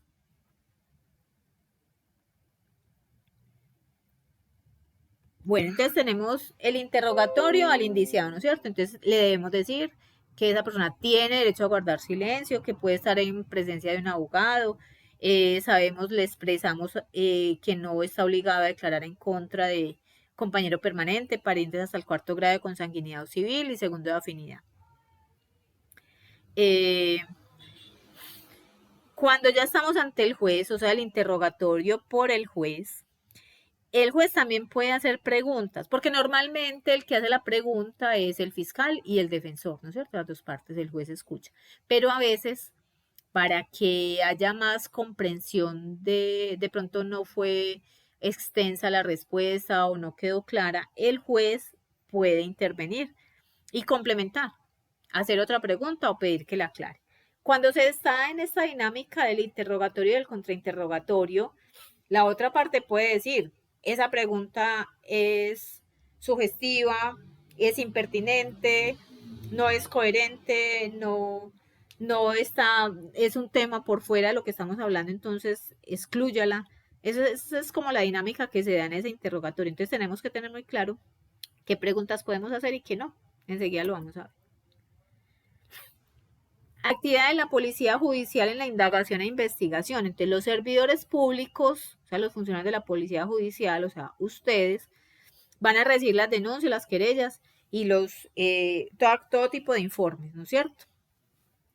Ahí es donde se va a relacionar la posible comisión de un delito. Entonces, cuando inician los actos urgentes, que uno de ellos es desplazarse al lugar de los hechos, la inspección a cadáver, que pues es una persona especializada que la debe hacer, recolección de elementos materiales probatorios y también de las entrevistas e interrogatorios. Entonces, hacer todo eso implica que haya una atención inmediata en la ocurrencia de los hechos, que haya una presencia de ustedes inmediata donde ocurrieron. Hay que acordonar la zona, hay que identificar cuáles son las personas que hay ahí. Ojo, muchas veces el agresor está por ahí, mirando a ver qué información está dando la gente o quiénes son los que están investigando. Por eso se dice que una de las características del investigador es que tiene que ser una persona que observe mucho su alrededor, el detalle, que sea minucioso en las cosas, que tenga mucha retentiva, mucha capacidad de memoria. Bueno, entonces se recolecta toda esa información, se registra por escrito las grabaciones y ya después se somete a la cadena de custodia, que eso se lo explican pues en otro módulo, pero que básicamente es respetar el debido proceso en los elementos materiales probatorios que ustedes obtengan, que tiene que ser embalado, rotulado, que se tiene que entregar al fiscal, que tiene que haber un plan de acción con el fiscal para ese caso. Ya eso ustedes lo ven en otros módulos. Entonces recordemos que la entrevista puede ser a una víctima, puede ser a un testigo presencial, alguien que tiene una información útil para nosotros para esclarecer los hechos. Entonces, la idea es que sea algo más informal y que entrevistemos a todas las personas posibles que consideremos que tengan información relevante. Esa entrevista se hará observando unas reglas técnicas pertinentes. Enseguida les voy a decir, por ejemplo, qué preguntas se deben hacer y qué no. Y emplear medios idóneos. Habíamos dicho que la idea es que todo quede registrado. Generalmente son grabaciones. El investigador deberá al menos dejar constancia de sus observaciones en el cuaderno de notas. O sea, todo tiene que quedar por escrito, muchachos. No le podemos dejar nada como en el aire, porque después vamos a tener que refutar algo, explicar algo. Y puede ser que ustedes lo llamen, ustedes llenan un documento, un formato, y lo van a llamar 2 años después, a que se pare allá en un juicio oral a decir qué fue lo que usted hizo. Imagínense, si uno no tiene las cosas escritas, uno cómo se va a acordar de qué fue lo que hizo hace 2, 3, 4 años. Muy complicado. Entonces, ¿cuál es el objetivo general de ese testimonio? Recordemos que el testimonio es lo que nos dice el testigo. O sea, es la información relevante que él nos está dando. La idea es verificar la veracidad de los hechos investigados. Entonces, nosotros lo que estamos buscando es la verdad. Para encontrarla, realizamos esas entrevistas e interrogatorios. Y tenemos que empezar a descartar personas, testimonios que no nos sirven para nuestra investigación. Entonces, todo tiene que ser de acuerdo a lo que presenció el testigo. Recordemos que eso de que fue de oídas, que le dijeron, que le pareció, eso no nos va a servir para nada. ¿Cuáles son los objetivos específicos que tenemos? Analizar por medio del testimonio y la entrevista las circunstancias de modo, tiempo y lugar. Modo, tiempo y lugar de la ocurrencia del hecho. Modo, ¿qué fue lo que pasó? ¿Fue un disparo? ¿Fue herida por arma cortopunzante? ¿Fue estrangulación? ¿Fue violación? ¿Fue hurto? ¿Qué fue lo que pasó? Tiempo. Los tiempos son muy importantes. Recordemos lo que les conté de la agente de tránsito que le refutaron el testimonio porque había incoherencia en el tiempo. Es que como así, usted salió de tal parte, eran las 6, como que llegó a la otra a las 6:15 y esa trayectoria es de 2 horas. Entonces hay que estar muy claros en los tiempos. Y el lugar en la ocurrencia de los hechos. ¿Dónde ocurrió exactamente el hecho delictuoso? Determinar si por medio del interrogatorio y la entrevista es posible indagar, individualizar a los actores de los actos de los hechos delictivos. Tenemos una persona que vio quién fue el agresor. Entonces, el objetivo que nosotros tenemos es que esa persona pueda identificar al agresor. Para eso tenemos que tener claro, por ejemplo, yo soy miope, yo no veo más allá de 2 metros, eso ocurrió a los 6 metros, el abogado defensor vio que yo tenía las gafas colgadas pero no las tenía puestas, entonces va a empezar, ¿y usted sufre de miopía? ¿Y desde cuándo? ¿Y usted qué grado de miopía tiene? Es que según ese grado de miopía, usted no puede ver claramente más allá de 5 metros, pero es que el hecho ocurrió a 8 metros de donde usted estaba, entonces ¿usted cómo me puede asegurar que esa sí fue la persona?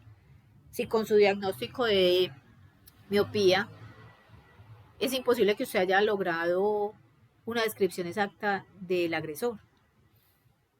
Entonces hay que lograr esa individualización, pero que nos sirva, que eso que esa persona está diciendo sí nos sirva en un juicio. Establecer la hipótesis del presunto autor basándonos en los testimonios. Ya recolectamos la información, ya tenemos una teoría del caso. ¿Qué fue lo que pasó? Entonces, no, lo que pasó fue que estirió al otro porque le tenía una deuda y no le pagaba hace tanto. Tenemos la evidencia de que efectivamente había una deuda. Tenemos la persona que escuchó que una vez lo amenazó. Tenemos el otro que lo vio. Ahí está. Entonces, la idea es establecer qué fue exactamente lo que pasó, identificar quiénes son los presuntos responsables de ese ilícito. ¿Cuál es la justificación? El testimonio, la entrevista, el interrogatorio son herramientas fundamentales en el proceso penal. Tan es así que un buen interrogatorio nos puede llegar a definir el caso y a definir quién fue el autor. Caso contrario, si nos refutan esa persona, se nos puede caer el caso completito. Pero todos sabemos que sí fue, pero y a ver las evidencias.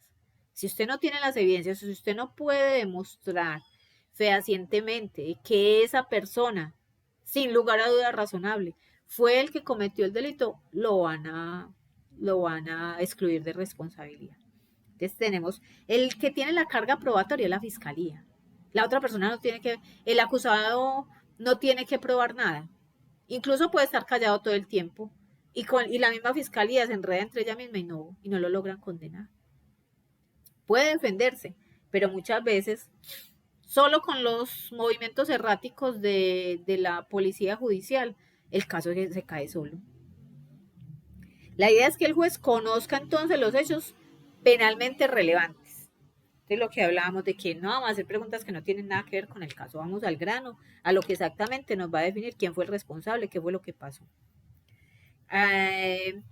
Dice, para precisar la relación que existe entre la función de la fiscalía y los jueces en el proceso de conocimiento.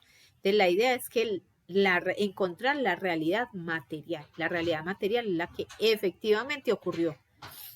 X mató a Y porque le dio una plata, le propinó 2 heridas por arma cortopunzante en tórax, le produjo la muerte.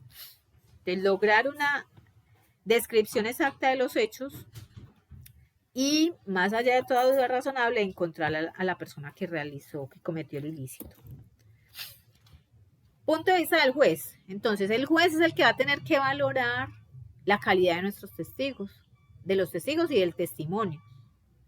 ¿El qué hace? Él le da la oportunidad de que se presenten los hechos, que lo presente la fiscalía, que lo presente la defensa, inclusive el Ministerio Público. El Ministerio Público es un personaje que debe estar actuando en todo el proceso penal. Lo hace como garante de los derechos fundamentales del investigado, del reo. Entonces, generalmente, el Ministerio Público está presente y puede refutar, pedir que aclaren, excluir, o sea, él participa activamente en el proceso también. Entonces debemos tener en cuenta que todos esos elementos materiales probatorios deben ser descubiertos en una forma oportuna. El proceso penal se da por etapas. hay una etapa para presentar las pruebas, hay otra etapa para debatirlas. Entonces, en la audiencia preparatoria, el fiscal le dice al juez, señor juez, esto es lo que yo tengo de elementos materiales y esto es lo que voy a llevar al juicio oral. Entonces, en el juicio oral se va a presentar lo que ya habían dicho que tenían de elementos materiales probatorios. Él no puede llegar, el fiscal, el último día en el juicio oral, ay, ve, es que tengo por aquí a Juliana, que fue la que presenció el hecho, entonces la voy a traer a declarar. No, como así usted la nombró a ella, usted la mencionó a ella en la preparatoria, en la de acusación, usted no la había mencionado, usted no me la puede traer aquí a última hora a decir que esto es una prueba. Las etapas procesales en derecho penal son perentorias. Usted tenía la oportunidad para hacerlo, no lo hizo, ya no lo puede hacer. Así es el testigo reina, el que me va a esclarecer todo. Eso por debido proceso no se lo van a admitir. Llegamos a todas las etapas del procedimiento penal. Llegó al juicio, lo condenaron. Y por allá resulta ahí otro que no, que es que yo sí sé quién lo hizo porque no fue él. O sea, refutar algo de eso será 1 en 1.000.000, pues. Pero por etapa procesal no se podría debatir. ¿Qué tenemos que hacer entonces? Convencer al juez de que hicimos las cosas tan bien, que tenemos absolutamente claro que la persona que están acusando es efectivamente quien cometió el delito. En ese interrogatorio se busca incluir, excluir a los interrogados el caso que se está desarrollando. Entonces tenemos que mirar la calidad del entrevistado, del interrogado, la calidad de lo que nos está diciendo, si efectivamente lo que nos está diciendo, si nos sirve para esclarecer los hechos. Se debe tener conocimientos psicológicos. Acuérdense cuando vimos lo de la expresión corporal, los movimientos de las manos, de los ojos. Tenemos que tener algo de conocimiento de eso para nosotros poder identificar cuando una persona está nerviosa, cuando nos está diciendo mentiras. Porque si, por ejemplo, es nuestro testigo, nosotros vemos que está como muy, muy débil y que a veces como que no tiene muy claro qué es lo que pasó ni cómo decirlo, con seguridad que va a llegar al juicio y el abogado lo va a excluir. A veces también la gente actúa por presión.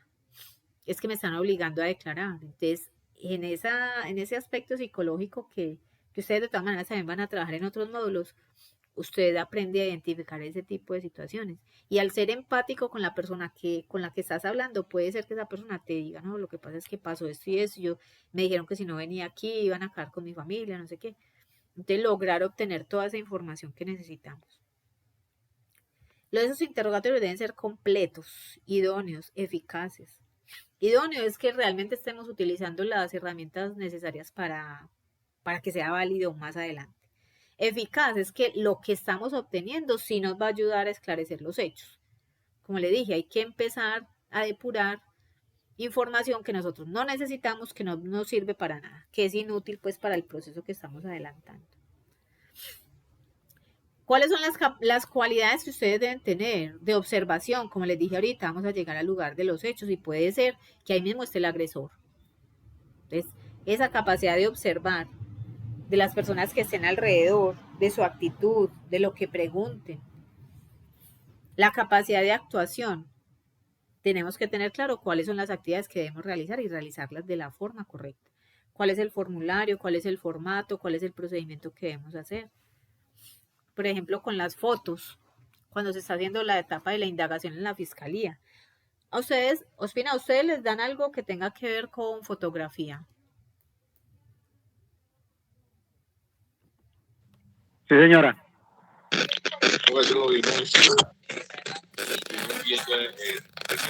En el caso de nosotros fue en el primer semestre. ¿Cómo se llama el módulo? Ese va junto con planimetría, topografía y fotografía. Ah, ok. Yo me imagino que ahí les dicen que tiene que tener el registro de la cámara para poder que sea válido, que tiene que tener la fecha, la hora, que esté registrado. Adicional a anexar el consecutivo. Y tener de pronto el GPS activado también. Exacto. Entonces, tiene que tener unas características muy específicas para que me la pueda valer. Entonces hay gente que, por ejemplo, no tiene el conocimiento y toma la foto con el celular o que información de WhatsApp. Hay cosas que definitivamente no se van a tener en cuenta. Ustedes saben, por ejemplo, a ver, ustedes qué me dicen, ¿será que yo puedo grabar una llamada y después presentarla en un juicio oral como evidencia de unas amenazas, por ejemplo? Si no se le realiza la debida cadena de custodia, no. Exacto, entonces ahí no la podrían refutar, pero de que yo pueda grabar, sí, yo puedo grabar las llamadas siempre y cuando yo sea la víctima. Entonces, si a mí me están amenazando, si a mí me están extorsionando, yo puedo instalar en mi teléfono que me grabe todas las llamadas que me realizan.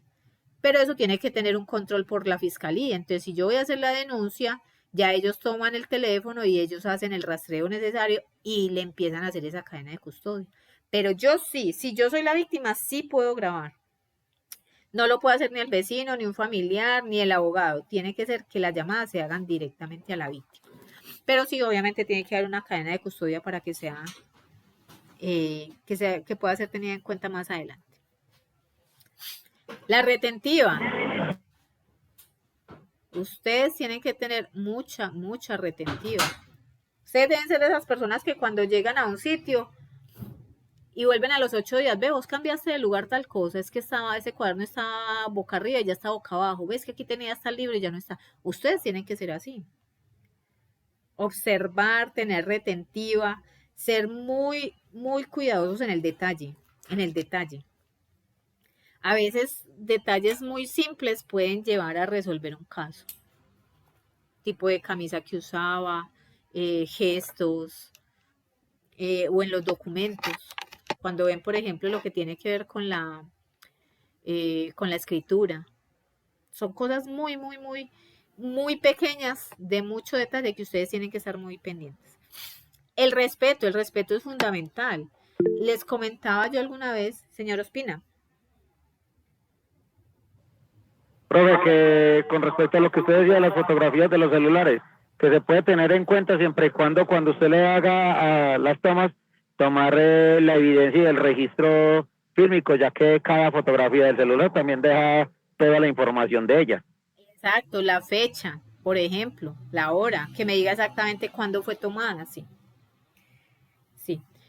Cuando hablamos de este respeto, por ejemplo, si estamos entrevistando, digamos, a una víctima y que yo les comentaba en una clase diferente que muchas veces el personal de la fiscalía no tiene la empatía suficiente o el conocimiento técnico para tratar, por ejemplo, a las personas víctimas de agresiones sexuales. Y eso es común, eso no es solo en la fiscalía, hasta los medios de comunicación, todas estas redes. Por ejemplo, la mujer que había una chica, creo que era docente de escuela, algo así, y ella estaba por Plaza Mayor a medianoche sola, le hurtaron el teléfono y ella falleció en medio del forcejeo. Le propinaron unas heridas por arma cortopunzante y la chica falleció. Cuando sacaron la noticia, muchos de los comentarios eran, ¿y ella qué estaba haciendo a medianoche por ahí sola? Y es que quién sabe dónde estaba, o seguramente estaba borracha. Es que qué estaría buscando, es que uno solo por allá en esa zona. O sea, eso es revictimizar. Aparte de lo que le pasó, ahora estamos diciendo que la culpa fue de ella. Eso pasa mucho con los delitos sexuales. Entonces resulta que la mujer no puede salir, no puede tomar, no puede andar sola, porque entonces si le pasa algo es culpa de ella. No, la culpa es del agresor.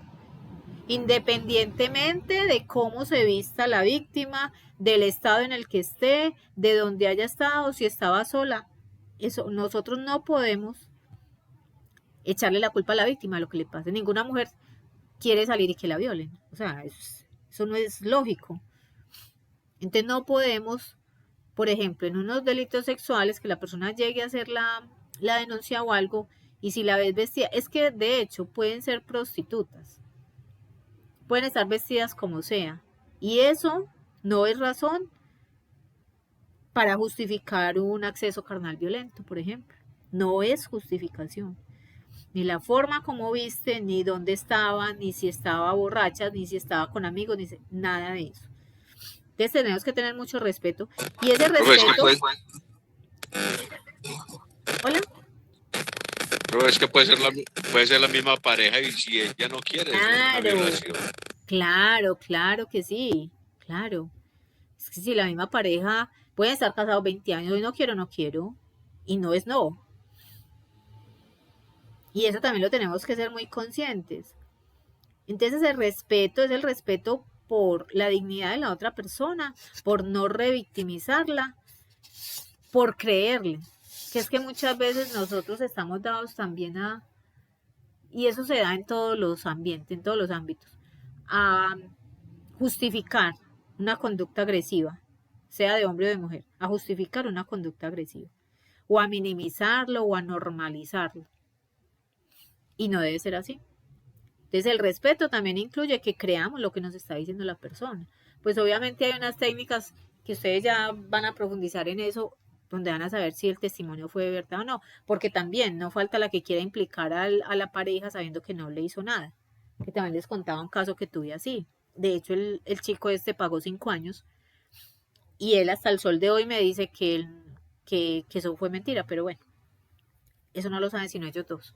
Pero uno siempre debe respetar a la otra persona en su dignidad, en su integridad y lo que está diciendo.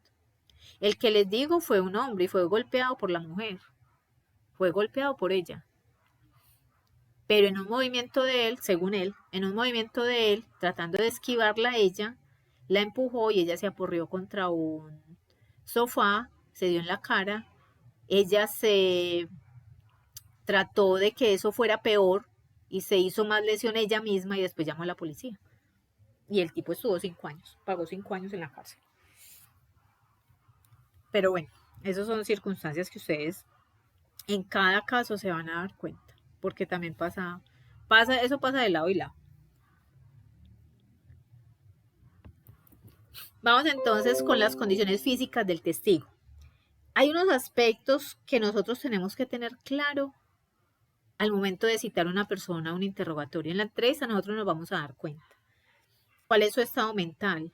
¿Es una persona esquizofrénica que tiene algún tipo de discapacidad cognitiva? O sea, nosotros eso se evidencia, muchas veces se evidencia. A veces no, y vamos a necesitar un perito, pues como que lo defina, pero eso se puede conocer.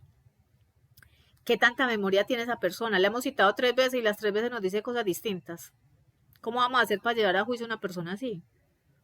Hay que ser muy claros en los hechos, centrar en qué fue lo que vio, si lo recuerda. Si no, pues exclúyala usted de una vez, porque de todas maneras va a llegar al juicio y el abogado defensor con seguridad se va a dar cuenta de eso y la va a sacar. La profesión, lo que hablábamos ahorita, es una persona idónea para el cargo que está desempeñando. Por ejemplo, no le podemos hacer preguntas tan técnicas a una persona que no tiene la formación. Si es una persona que presenció un hecho y tú le dices que, bueno, entonces usted considera que la herida por arma cortopunzante en tórax influyó en el hemotórax que le dio el posterior fallecimiento del paciente. ¿No? ¿Qué? O sea, eso lo sabía un médico. Entonces, esas preguntas tan técnicas uno tiene que saber a quién hacérselas. Si es una persona del común que no tiene una profesión como relacionada con la medicina, van a haber cosas tan muy específicas que yo no podría preguntarle. Entonces hay que definir esa persona si tenía el conocimiento no técnico para saber yo qué pregunta le voy a hacer. Lo de la edad es muy controversial porque hay ciertos diagnósticos relacionados con la edad de una persona. Demencia senil, hay personas que pierden la capacidad cognitiva, la memoria, la concentración cuando son muy adultas. Y con los menores tenemos otro tipo de problemas. Son desconcentrados, no se fijan en el detalle, pueden cambiar la versión. Entonces hay que analizar todas estas circunstancias del testigo para definir si realmente es la persona que yo necesito llevar a un juicio. Cristina, cuéntame. Profe, ¿en qué rango de edades más o menos nos puede servir un testigo? Es que eso es muy relativo. Hay personas exageradamente lúcidas a sus 80 años. Entonces a veces no es tanto la edad, sino la capacidad mental. ¿Para qué nos sirve, por ejemplo, la edad? Saber que si son menores tienen que estar acompañados con un tutor, con alguien que respalde, pues ellos no se pueden entrevistar sin un representante del Ministerio Público, del Defensor de Familia, con alguien que los acompañe. Y generalmente esas entrevistas las hacen son psicólogos. Entonces eso nos sirve para evaluar el rango. Y es un conjunto. No es que la sola edad me lo excluya, no. Podemos relacionar esa edad con el estado mental.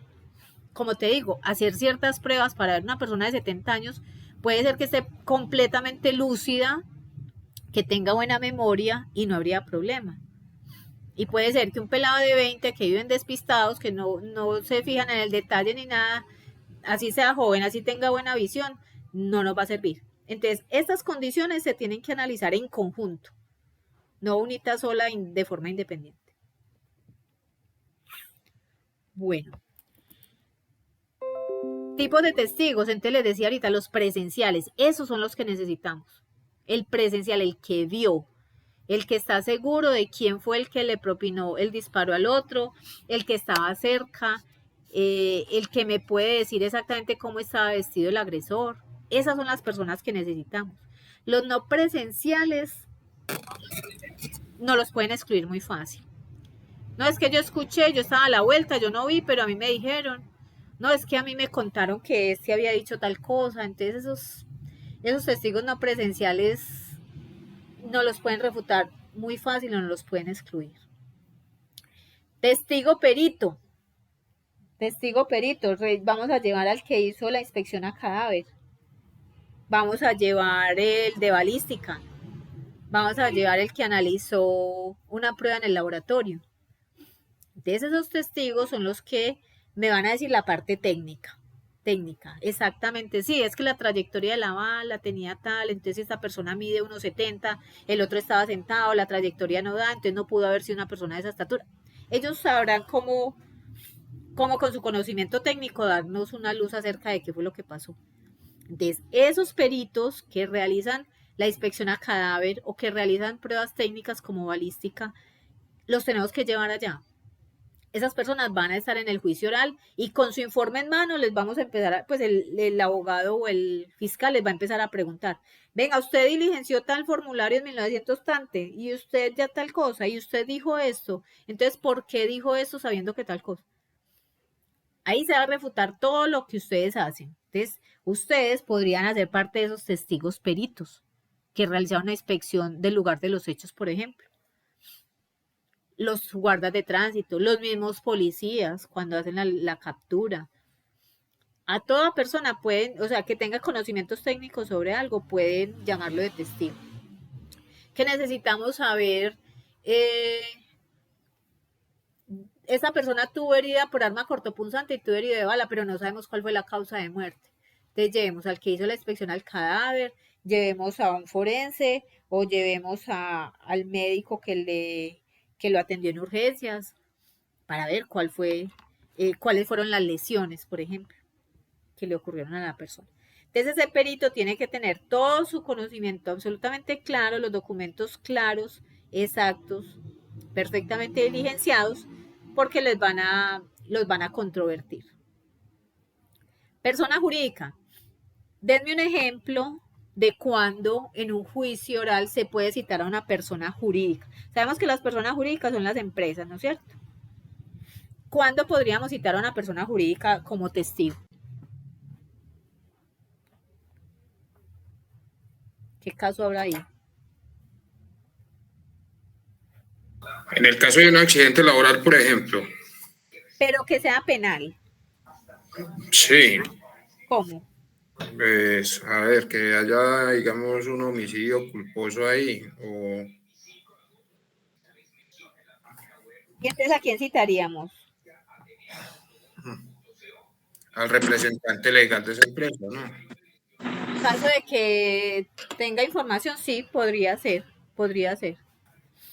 Otro, por ejemplo, se da en el lado de activos, fraudes, estafas, de decirle al representante legal de Bancolombia que necesitamos que nos explique cuántas cuánta plata le entró a esta persona, los estados financieros, las salidas, las inversiones, como todos los movimientos que haya hecho esa persona. Se puede citar eventualmente al representante de una empresa. El asunto es que normalmente ellos mandan informes. No es que vamos a sentar allá al frente a la persona y hacerle controvertirla en un interrogatorio. Generalmente se les pide información. Señores Bancolombia, necesito los estados financieros de tal persona y qué fue lo que pasó y describa los que tal cosa. Entonces se manda esa información. Ocurre en hospitales también. Necesitamos la historia clínica de tal persona para saber si eso sí fue un homicidio por piedad, si fue suicidio, si fue un homicidio doloso. Necesitamos saber qué medicamentos tenía, cuál era la enfermedad, quién la visitaba. Todo eso está en la historia clínica. Entonces, eventualmente se puede citar como testigo al representante legal de esa empresa, pero no lo vamos a llevar a un juicio oral que se siente y que nos hable. No, se les pide el informe. Pero eso también es un testimonio. Eso también se tiene en cuenta como testimonio y esa empresa jurídica como testigo. Pues esa persona jurídica como testigo. Tratemos de excluir siempre lo que sea no presencial. Que si no lo excluye usted, con seguridad el otro se lo va a excluir. ¿Cuáles son las reglas que tenemos sobre el interrogatorio? Está en el artículo 392 del Código de Procedimiento Penal, la Ley 906 de 2004. Entonces, toda pregunta debe ser sobre hechos específicos. Hechos específicos. Como les decía ahorita, hay personas que se van por las ramas y empiezan a hablar de lo que no es. No, o sea, que las preguntas sean muy claras. No le puedes dejar la puerta abierta de que, ¿qué pasó la mañana del 15 de agosto a las 8 en la calle 36 con 65? Ah, no, es que ese día yo salí porque tenía la universidad. No. Entonces centrémonos en el hecho. ¿Cuáles fueron los hechos que ocurrieron en su casa, que al frente de su casa, que usted vio que constituyen un delito? Ah, tal, entonces ya te estoy enfocando en exactamente qué es lo que quiero que me digas. El juez va a prohibir preguntas sugestivas, capciosas y confusas. Ya enseguida les voy a decir qué es cada una de ellas y los ejemplos. El juez prohibirá toda pregunta que tienda a ofender el testigo.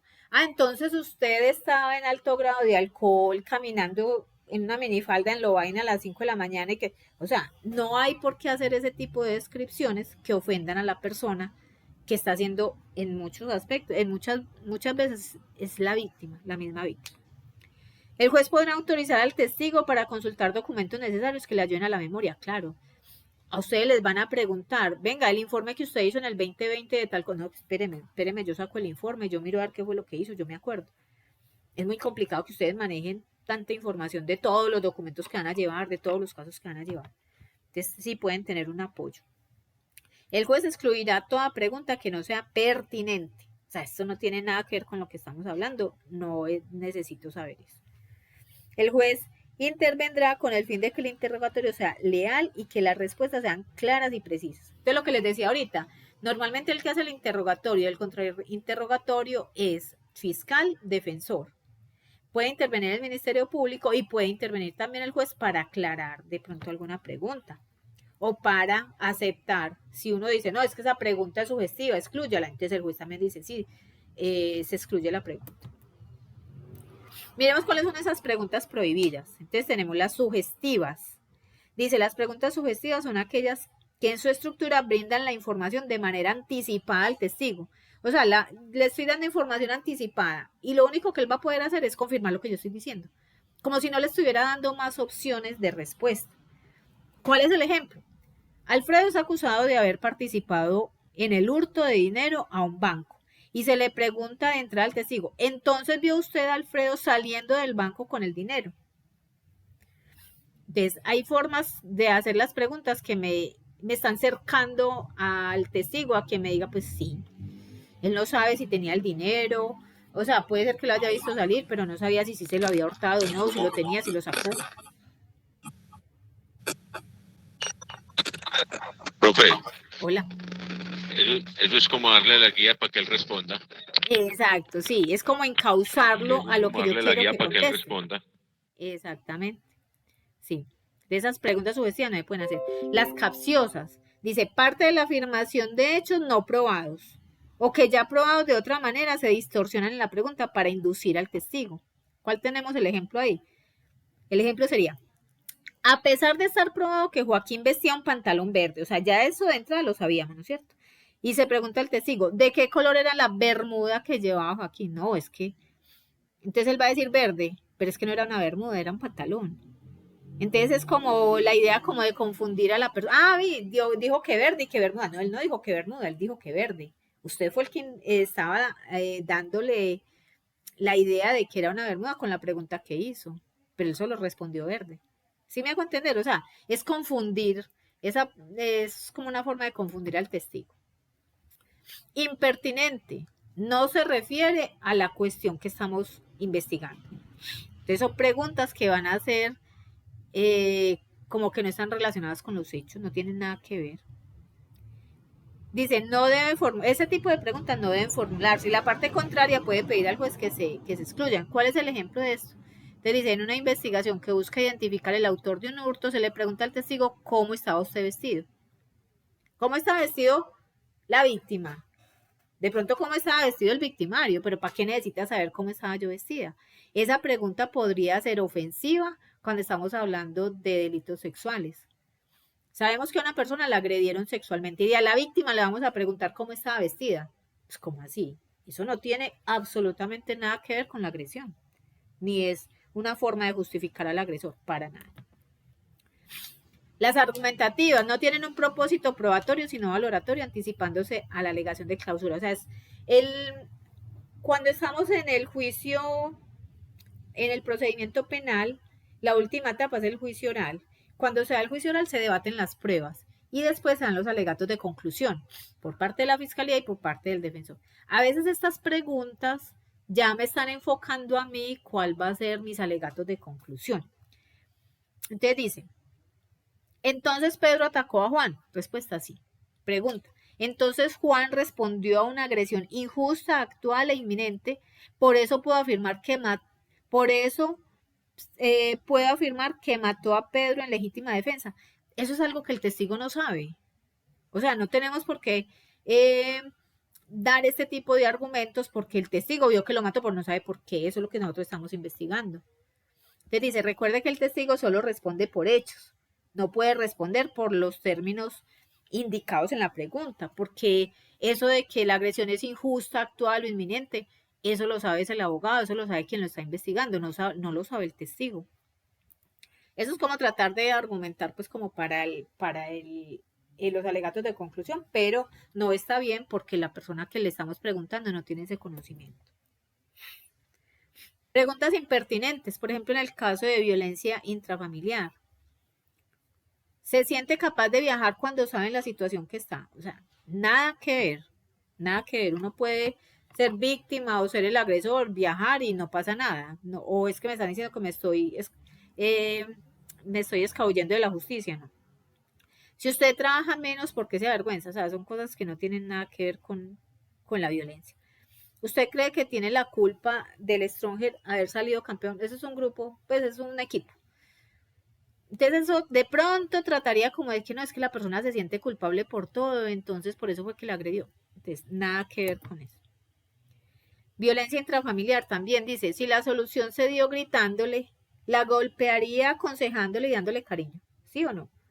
O sea, hubo una discusión y él le gritó y él consideró que eso había solucionado las cosas. Entonces, si usted cree que gritándole se soluciona, entonces también la golpearía para solucionar algo.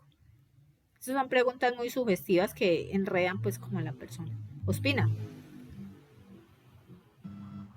Profe, pero entonces en ese tema cuando muchas veces hacen las clases de preguntas y se las hacen en temas cerrados, respuestas cerradas, y uno ve que la respuesta no la puede dar porque si usted aún sí tiene una implicación y si da el no, pues tiene algo para especificar, ¿cómo respondería uno ahí? Es que ahí esa es la función del abogado defensor y del fiscal para hacer el contrario interrogatorio o para refutar la pregunta. Señor juez, esta pregunta es sugestiva. ¿Por qué? Argumente. No, porque es que está diciendo que esto y lo otro. Entonces el juez va a decir, responda o no responda. Va a decir, sí, tiene razón, es sugestiva, la excluyo. Entonces es la rapidez mental que tengan los dos intervinientes, el fiscal y el defensor, de excluir esa pregunta. Porque si lo deja responder, eso va a ser un lío después. O se puede estar clavando el cuchillo él mismo. Entonces tienen que tener mucha habilidad para refutar esas preguntas y solicitar que las excluyan antes de que responda. Pero en ese caso uno no puede decir que no puede responder. El juez le va a decir que responda la pregunta. Si no la han refutado, o el mismo juez puede decir, no, esa pregunta es sugestiva, no tiene por qué responderla. Pero si consideran que no es sugestiva, la tienen que responder. Si no la refutan y el juez no dice nada, el juez le va a decir, responde a la pregunta. Pero entonces tendría que responderla cerrada, o podría uno... Como se la pregunta. Vean, muchas veces las técnicas de los abogados es hacer preguntas cerradas cuando yo sé que si explica más me jodo. Entonces no le voy a dar oportunidad de que responda. ¿Sí me hago entender? Entonces depende cómo te la pregunten. Y si te hacen una pregunta cerrada, que la respuesta es sí o no, y vos vas a empezar a explicar, el abogado te va a decir, disculpe, sí o no. Le estoy preguntando sí o no, no le estoy diciendo que me explique. El abogado puede hacer eso. Bueno, vamos con más ejemplos. Bueno, si se dio cuenta la primera vez, la golpeó y ella se disculpó y vio que funcionaba bien su relación, la segunda oportunidad que la volvió a golpear, también se disculpó. Son preguntas que ya estoy dando de entrada como que la había golpeado antes. Entonces son sugestivas. Si es o no cierto que usted es muy bueno para los golpes, o sea, me estás diciendo que me incrimine a mí mismo, decir que yo soy bueno al momento de dar golpes. Entonces tampoco. Capciosas. A ver, tenemos por aquí otra. Cuando su mujer le decía, papi chulo, usted le pegaba más despacito. O sea, está asumiendo que sí la golpeaba. Entonces, mire la forma de inducir esas respuestas. Como si ya damos de entrada que la golpea, pero es que lo que estamos refutando es si la golpeó o no. Entonces, eso también hay que tenerlo muy en cuenta. Jóvenes, aquí les dejo las fuentes de donde saqué la información y un video de un interrogatorio. Les sugiero que se lo vean del minuto 1 al 15, que es cuando le hacen el interrogatorio a la persona. Ese Emiliano, ¿estás por ahí? Sí, profe, estoy aquí todo oídos escuchando. Bueno, el video que hay ahí, Emiliano, no lo tienes que ver todo, porque me dura más de 2 horas. ¿Listo? Solo los primeros 15 minuticos. Con gusto, profe. Del minuto 1 al 15, entonces, ustedes van a tener la forma de ver cómo se realiza un interrogatorio en un juicio oral. La idea es que lo analicemos, lo socialicemos para la próxima clase. ¿Tienen alguna pregunta?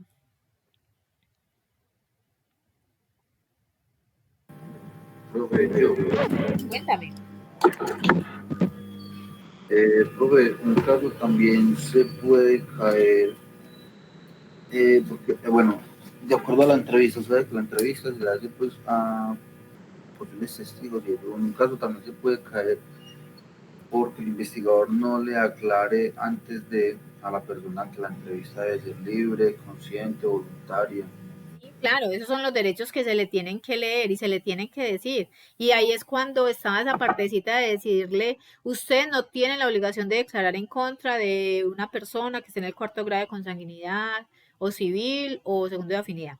Entonces, todo eso se le tiene, no, incluso se le tiene que decir que no está obligado a declarar en contra de sí mismo. Recuerdan que eso hace parte del debido proceso, de la legalidad, de los derechos del capturado. De la Constitución. Exacto, también está en la Constitución. Y el 29 de la Constitución. Y también dice que tiene derecho a permanecer en silencio. Eso también se lo debemos decir, claro, sí.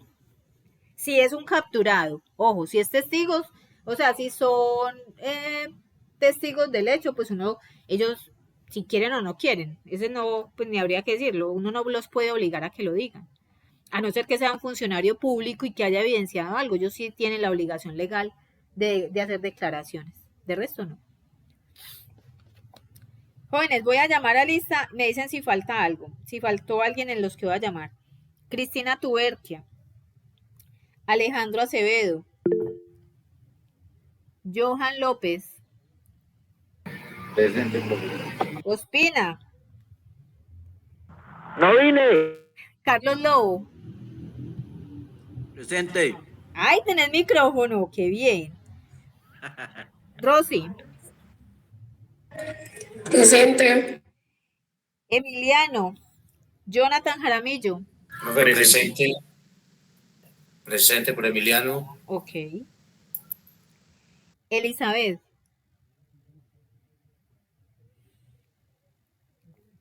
Johnny Mosquera. Presente, profe. Quédese un momentico, porfa. Jorge Betancourt. Los despertó a todos. Profe, qué pena, no se me quería activar el micrófono, presente. Elizabeth, listo. Listo, gracias. José Ciro. Profe, presente. Juan Fernando Sierra. Presente. ¿Quién me faltó por llamar? Jonathan Jiménez. Jonathan. ¿Jonathan es qué apellido? Jiménez. Ah, sí, yo sí te llamé. Jonathan. Ah, no, era otro. Jonathan Jiménez, ok. ¿Quién más? Profe Dayana Ramírez. Daya Ramírez, listo. ¿Quién más faltó? Los que no vinieron. En serio. Jóvenes, la próxima semana, 22 de agosto, tenemos un quiz virtual. Listo. Vamos a tener una parte de clase y la otra parte del quiz. 22 de agosto. Quedamos entonces que las clases seguirán siendo virtuales. Si tienen alguna sugerencia, lo que sea, lo comentan en el grupo y después me cuentan. ¿Listo? Profe, 22 o 23, qué pena. Dentro de 8 días. 22, martes 22. Sí. Martes 22 tenemos quiz escrito, listo, para que lean el de los temas que hemos visto hasta ahora. Bueno, vamos a ver una parte clase y la otra parte del quiz. Preguntas, quejas, sugerencias. Yo. Ospina. Yoyito. Profe, es como un despeje de alguna pequeña duda dentro de algo que se estaba mencionando al principio sobre los descargos. Sí. Que de pronto lo va a hacer más enfocado en el trabajo de nosotros los que trabajamos en seguridad. Cuando se hacen esos descargos, la mayoría en las empresas, ¿sí?, tratan de hacerlo inculpar. Funciona igual que en un juicio, obviamente, ¿sí? Pero entonces, que yo sé que en algún, pues, yo sé que para el conocimiento de algunos no saben que cuando uno está citado a descargos, eso tiene un protocolo y tiene los 7 pasos que se deben hacer para poderlo hacer, citarlo por escrito, mandarle las pruebas de citarlo a los descargos, para poder usted preparar su alegato y su defensa.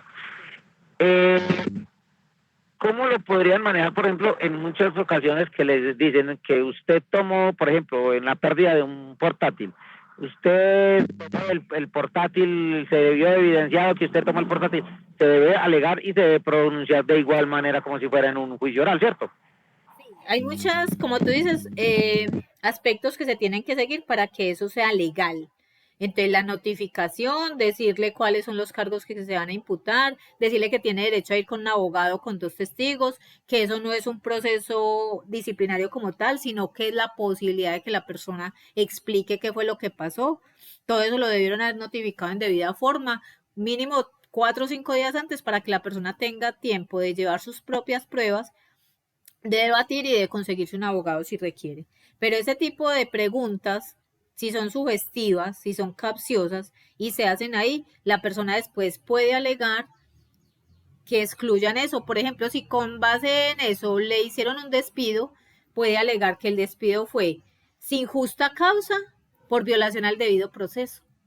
Eso también aplica en laboral. Correcto, profe, sí, porque pues yo sé que más de uno no lo ha dicho, por eso lo hacía, para que lo tuvieran en cuenta, para que vayan aprendiendo sobre esa parte, que la mayoría de empresas siempre le van a hacer eso, nunca le van a nunca lo van a citar por escrito, no le van a enviar las pruebas sobre las cuales lo están acusando, tampoco le van a entregar copia de sus descargos, ¿sí? Y la pregunta es entonces, en ese caso, cuando la empresa toma esos descargos, ¿quién debe tomar la decisión y cuánto tiempo se debe gastar para una posible sanción? Después, eso tiene que estar establecido en el reglamento interno de trabajo. de que después de los descargos se debe dar un tiempo para que se tome la decisión. Debe estar estipulado en el reglamento interno de trabajo, todos tenemos que conocer eso, porque es que ahí es donde especifica el debido proceso y donde se tiene que incorporar todos los derechos del trabajador. Si se viola cualquiera de esos y de todas maneras lo despiden, es un despido sin justa causa y por tanto requiere una indemnización. Emiliano. Profe, yo le hago un aporte ahí a ese comentario del señor Ospino. Lo que pasa es que un supervisor no puede hacer descargos, un jefe de operaciones no puede hacer descargos, entiendan muchachos, eso está en el reglamento interno de trabajo, solo por ende debe ser administrativo.